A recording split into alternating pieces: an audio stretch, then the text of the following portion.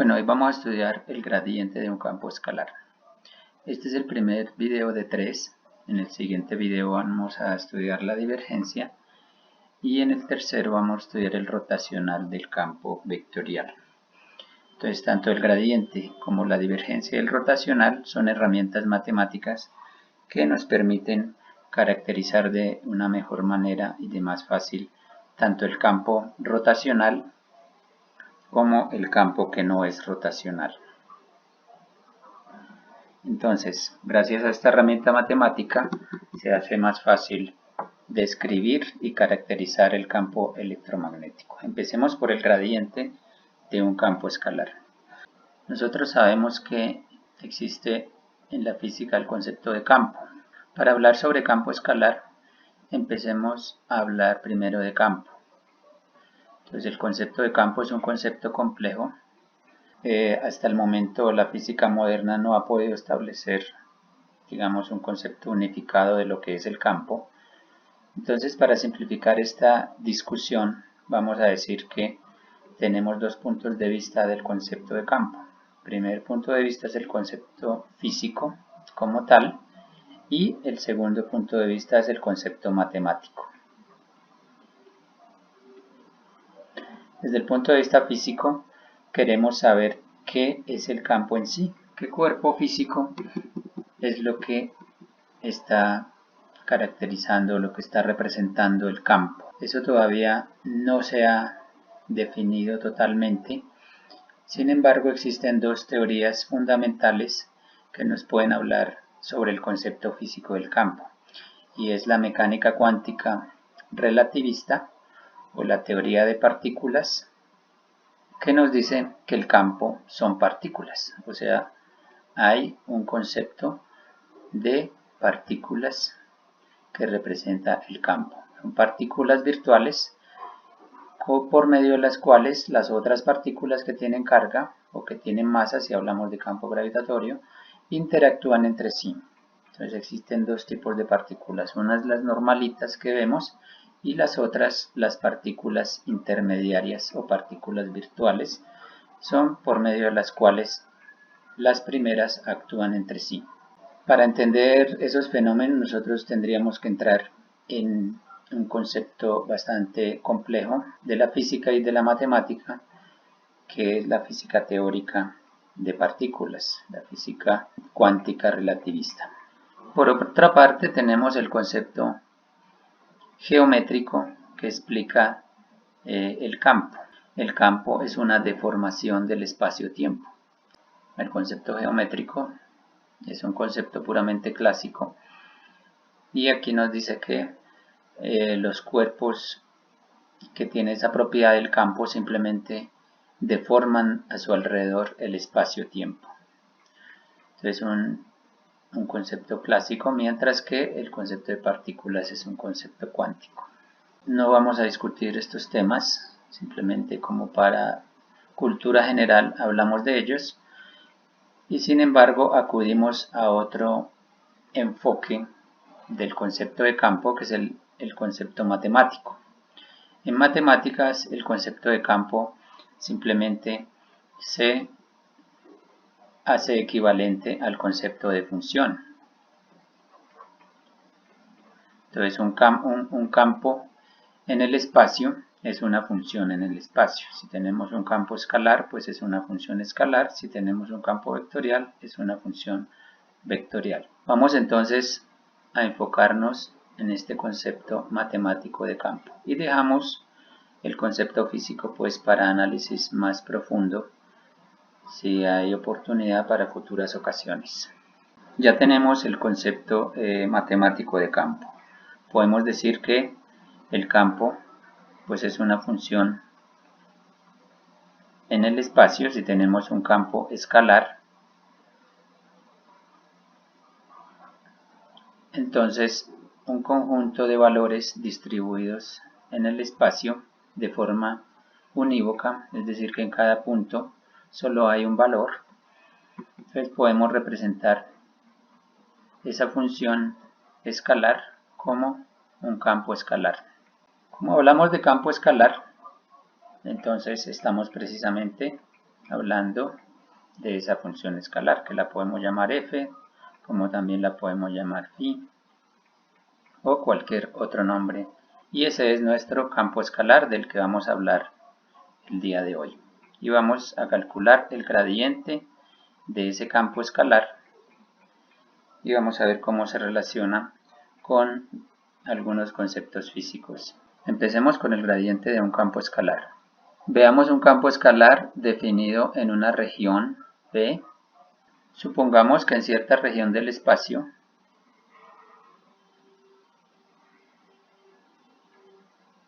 B,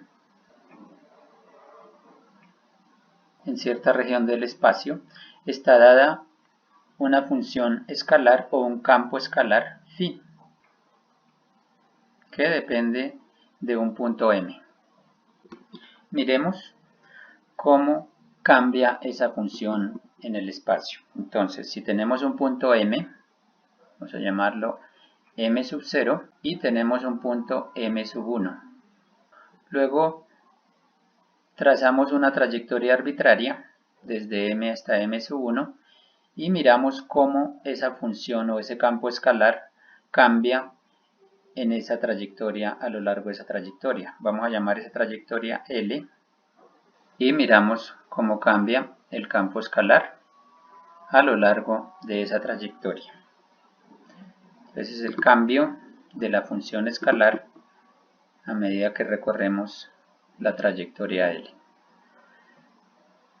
El cambio de la función a lo largo de L viene a ser phi de M sub 1 menos phi de M sub 0 dividido entre delta de L.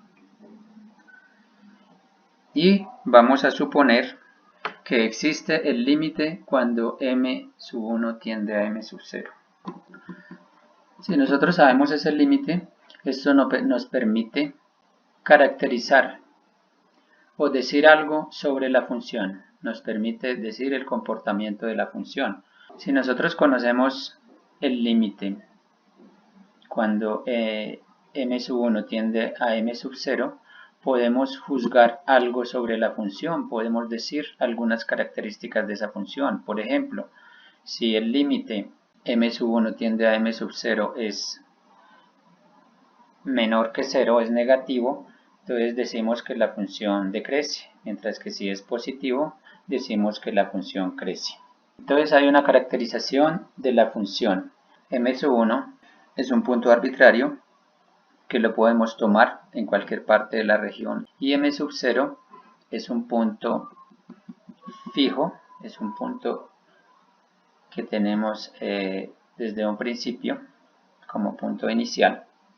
Vamos a suponer que el incremento de la función f sub m al recorrer L, es decir, al pasar del punto M sub 0 al punto M sub 1 en coordenadas ortogonales, es igual a la siguiente expresión.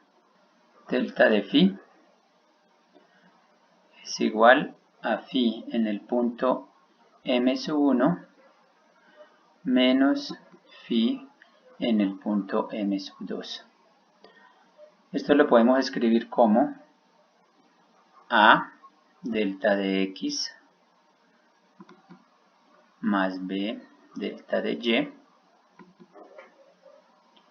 más C delta de Z,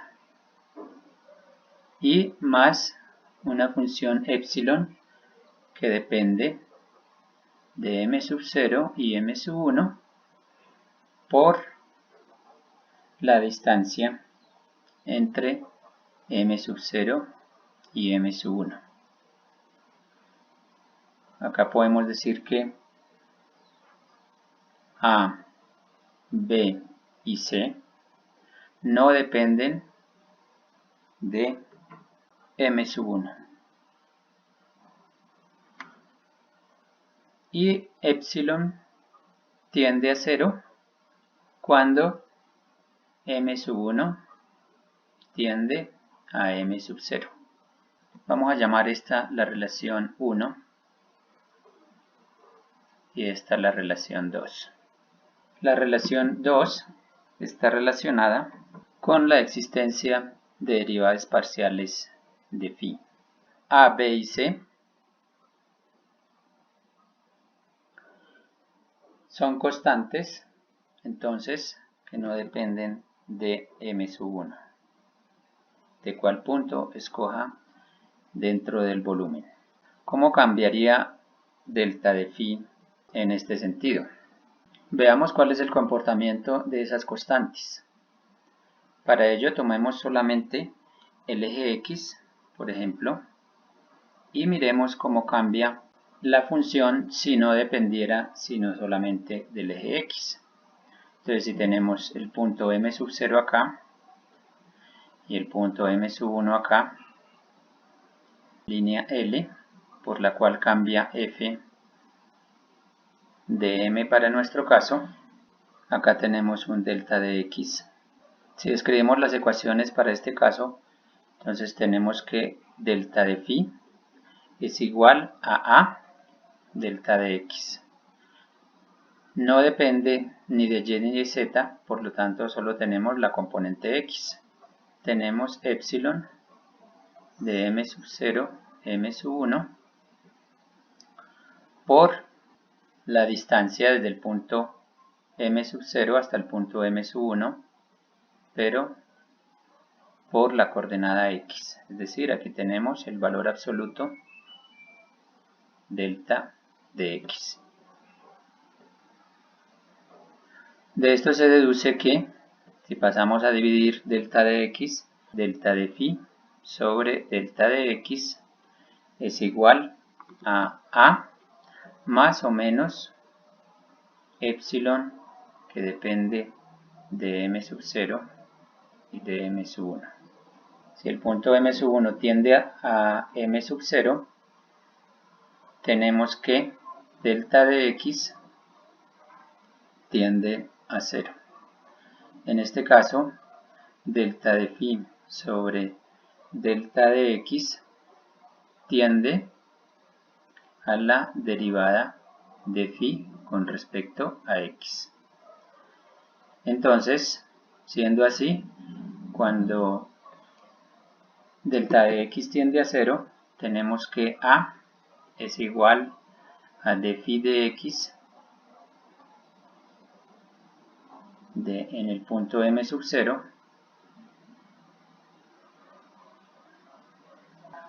de la misma manera, tomando la dependencia solamente de y la dependencia solamente de z, podemos hallar las constantes b y c. Entonces nos quedaría que b es igual a d phi, que depende de m0 con respecto a y la constante c, que es igual a d phi, que depende de m0 con respecto a z.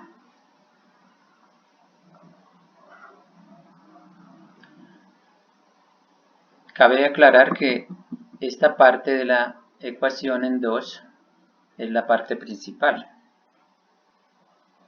Entonces lo que estamos viendo es cómo cambia esa función a lo largo de una trayectoria determinada L. Si se tiene la descomposición 2, se dice, y esto se puede demostrar, que phi es diferenciable. O sea, si tiene lugar esta composición, podemos afirmar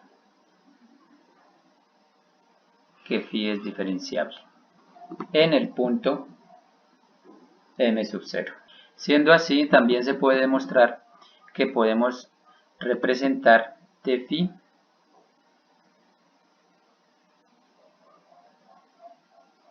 de L como a cosenos de alfa más b cosenos de beta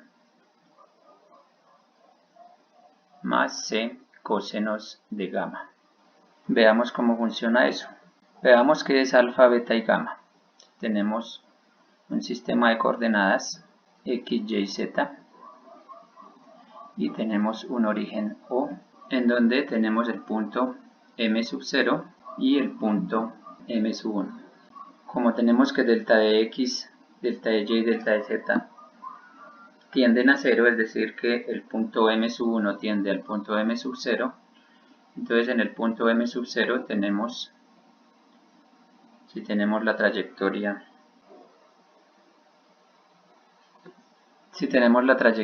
L, acá tenemos un vector tangente a esa trayectoria L que lo vamos a llamar tau. Y ese tau tiene ángulos con respecto a cada eje. Está alfa, el ángulo con respecto al eje X, está beta, el ángulo con respecto al eje Y, y está gamma, el ángulo con respecto al eje Z. Por lo tanto, esto lo podemos escribir como el producto punto de dos vectores. El vector ABC multiplicado escalarmente por el vector cosenos de alfa, cosenos de beta, cosenos de gamma.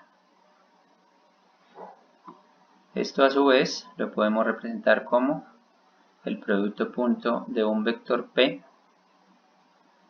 por un vector tau, en donde P se representa como el vector A, B, C, y también lo vamos a llamar el vector gradiente de phi en el punto m0. Tau es un vector unitario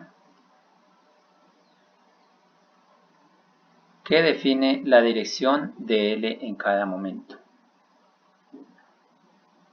Tau es igual a cosenos de alfa, cosenos de beta, cosenos de gamma. Desde ese punto de vista, decimos que el gradiente de phi en el punto m0 es igual a d phi en el punto m0 con respecto a x más d phi en el punto m0 con respecto a y más d phi en el punto m0 con respecto a z. La pregunta viene ahora, ¿cómo cambia la función o el campo escalar phi a lo largo de L? Veamos, d phi en el punto m0 con respecto a L vendría siendo el producto punto de dos vectores.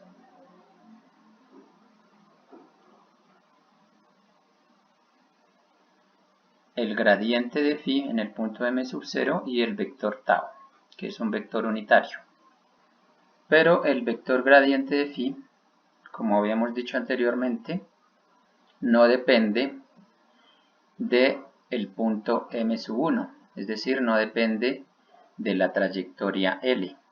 Por lo tanto, el vector gradiente de phi está en una dirección determinada. Entonces hay un ángulo entre el vector gradiente de phi y el vector tau que lo vamos a llamar omega. Es decir, que esta igualdad la podemos escribir de la siguiente manera. El producto punto de dos vectores es el producto de sus magnitudes por el coseno del ángulo entre ellos. En otras palabras, tendríamos aquí la magnitud del vector gradiente de phi de m0 por la magnitud de tau, que es 1, por el coseno del ángulo entre tau y el vector gradiente. ¿Qué pasa si nosotros orientamos o tomamos una trayectoria L de tal manera que el vector tau, que es tangente en el punto m0 a esa trayectoria, tenga un ángulo 0 con el vector gradiente? Decimos que si omega es igual a 0, entonces d phi con respecto a L es igual al gradiente de phi en el punto m sub 0. Como estamos estudiando el comportamiento de phi a lo largo de la trayectoria L, es decir, cómo cambia phi cuando se recorre por una trayectoria L, ese cambio de phi está expresado a través del producto punto de dos vectores.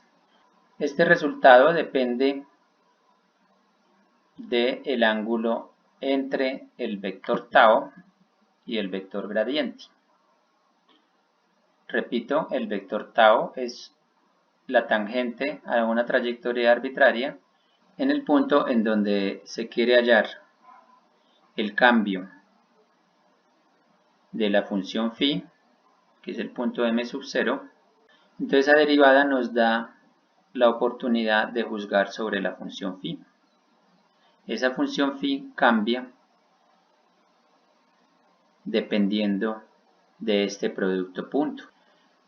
Entonces cuando tau, el ángulo entre tau y el gradiente de phi tiende a 0, nosotros obtenemos de que cosenos de 0 es igual a 1 y llegamos a esta igualdad. Podemos entonces definir la magnitud del vector gradiente a través de el cambio de la función a lo largo de la trayectoria L. Aquí hay una conclusión muy importante, y es que en la dirección del vector gradiente phi, la derivada tiene su máximo valor. Es decir, cuando calculo el cambio de delta de phi, el cambio de phi con respecto a L, es decir, cuando se calcula de phi con respecto a L en la dirección del vector gradiente, entonces ese cambio es máximo, es decir, la derivada es máxima. Si por el contrario W es igual a 90 grados, entonces tenemos que la derivada con respecto a L es igual a 0, porque es el producto punto de estos dos vectores. En todas las demás direcciones, tenemos aquí el vector gradiente y el vector tau. El ángulo entre ellos es omega. Tau nos indica la dirección por la cual nosotros estamos analizando de phi con respecto a esa dirección de L, que la da la trayectoria L. Si escogemos una dirección coincidente con el vector gradiente, entonces de phi con respecto a dl es máxima. Si escogemos una dirección perpendicular, al vector gradiente, el cambio de phi con respecto a l es 0. Y en las direcciones intermedias, la derivada toma valores menores que el gradiente de phi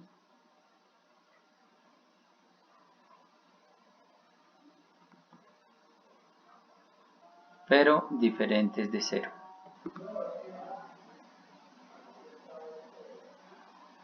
Veamos un ejemplo. Sea r la distancia desde 0 hasta el punto m.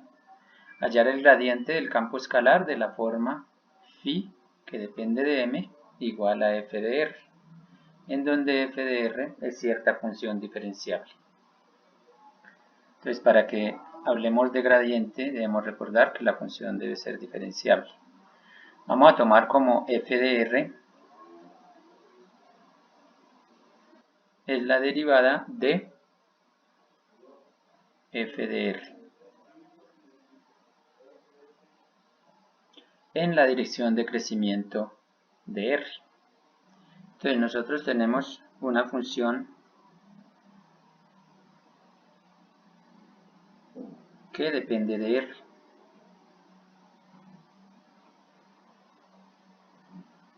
Donde r es la distancia desde 0 hasta el punto m.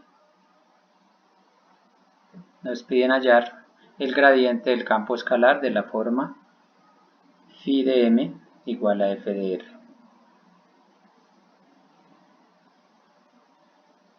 Esta derivada de f de r nos permite juzgar sobre el comportamiento de esa función. Durante el crecimiento de r, es decir, a medida que vamos aumentando r, f de r va creciendo si la derivada, entonces podemos decir que f de r crece a medida que aumenta r si la derivada f de r es mayor que 0. Y f de r decrece si la derivada es menor que 0. Podemos decir que el gradiente del campo f de r tiene como dirección la dirección de aumento de r. Este sería el gradiente de f de r si tenemos que la derivada es positiva. Y esta sería la dirección del gradiente de f de r si la derivada es negativa. Por lo tanto, podemos concluir que el gradiente de f de r es igual a f' de r por el vector unitario que va desde el punto 0 hasta el punto m. Ahí podemos concluir con esta ecuación todo lo que hemos dicho acá, que el gradiente va en dirección del radio si la derivada es positiva y va en dirección en contra del radio si la derivada es negativa. De todas maneras está paralelo al radio. Eso nos permite definir el gradiente de esta manera. En particular, cuando f de r es igual a r,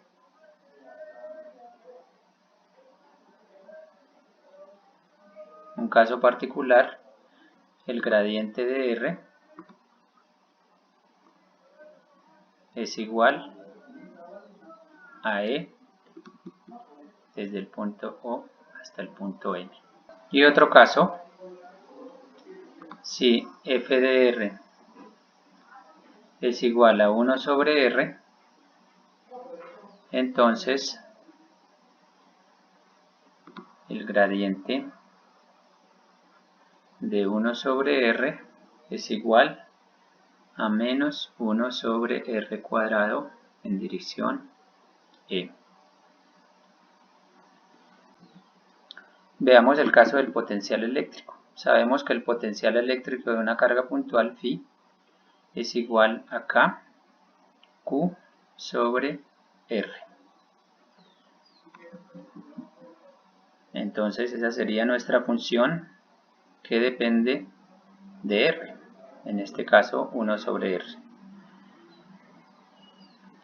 Decimos que el gradiente de phi es igual al gradiente de K Q sobre R, es decir, es igual a menos K Q sobre R cuadrado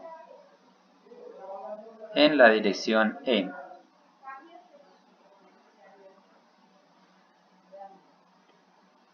Y este es el campo eléctrico.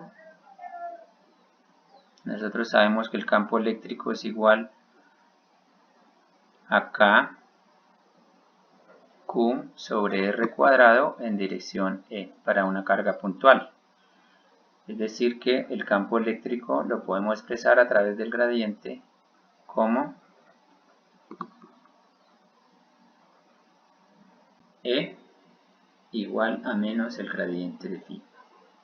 ¿Cómo podríamos explicar gráficamente? Si tenemos una carga puntual, en un punto determinado tenemos el gradiente de phi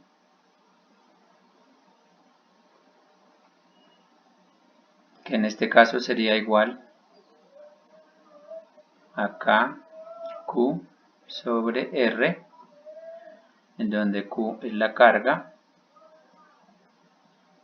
y R es la distancia.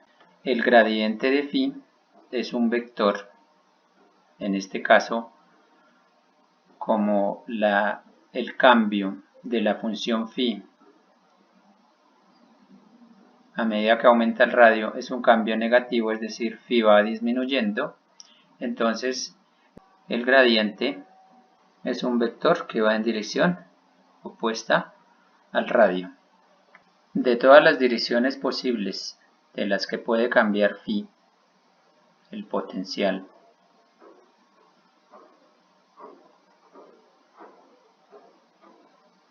de todas las direcciones posibles,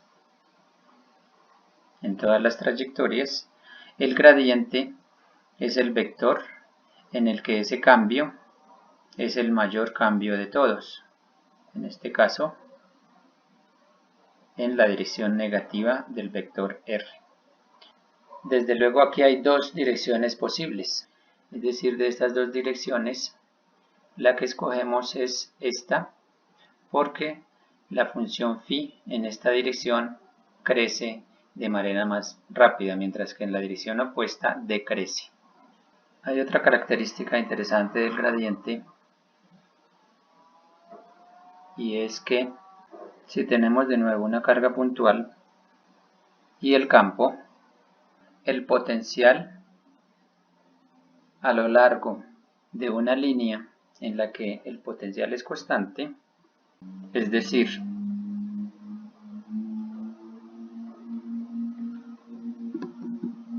todos los puntos en los cuales tenemos un mismo radio, la función phi o la función phi, que la tenemos acá en el caso particular del campo eléctrico, en todos estos puntos el potencial es el mismo, debido a que el potencial solo depende del radio. Por lo tanto, en estos puntos phi es constante. Si hablamos de tres dimensiones, entonces tenemos una superficie esférica en la que el potencial es constante. Entonces, las superficies equipotenciales son aquellas en las que el potencial es constante. Entonces vamos a dibujar los vectores que habíamos descrito anteriormente. Tenemos el vector tau, que es el vector que da la dirección de la trayectoria, y el vector gradiente. Como vemos, el vector gradiente es siempre perpendicular a la superficie equipotencial. Hay otro caso interesante sobre el gradiente que podemos verlo como ejemplo. Si tenemos una elipse con sus dos focos, vamos a llamarlos P1 y P2. Vemos que el potencial en todos estos puntos de la elipsoide es igual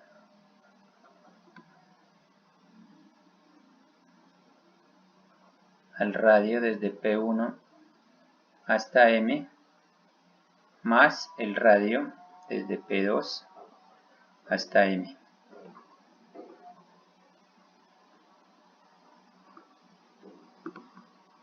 Decimos que el gradiente de phi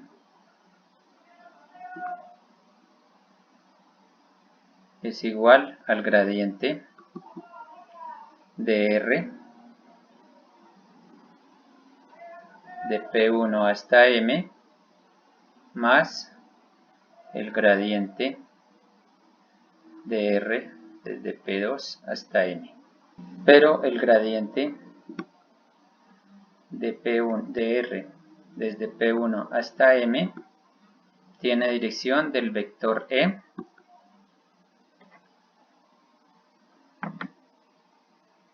de P1 hasta M. Es decir, aquí tenemos R de P1 hasta M, y aquí tenemos R de P2 hasta M. Entonces, este tiene su vector unitario E, y este también tiene su vector unitario que va en la dirección radial E.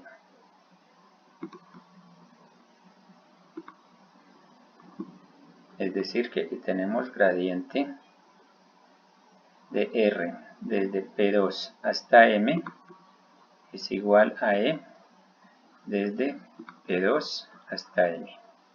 La suma de esos dos vectores me da el vector resultante, que es el gradiente de φ, que es un vector perpendicular a la elipsoide, el gradiente de φ. Porque la elipsoide es una superficie equipotencial para este caso, entonces el vector gradiente es un vector en cada punto perpendicular a la elipsoide. Esto es interesante porque si se pone un foco de luz acá, el rayo de luz siempre va a caer en el segundo foco. Si se aleja este punto hasta el infinito, entonces vemos lo siguiente. En ese caso, todos los rayos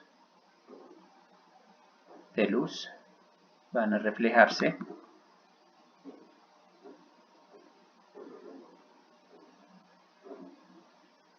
hasta el infinito.